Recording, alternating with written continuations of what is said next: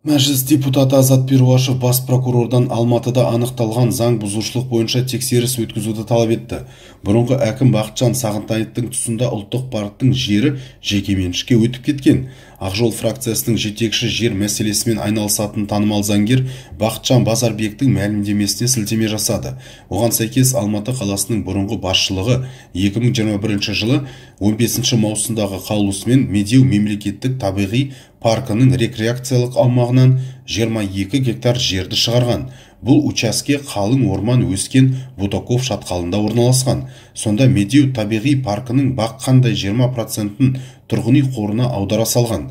Парк басшылығына да ескертпеген. Базарбектің мәліметіне сәйкес, жерді бөлу және мақсатын ауыстыру жұмыстары басталып кеткен. Құрылыс жобаларын келісіп жатыр, дейді. Бұнымен экология, жер және орман кодекстері бұзылып отыр.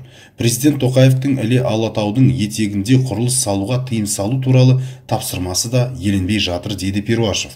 Фракция депутаттары бас прокурорға сауал жолдап, тексеріс өткізуді талап етті.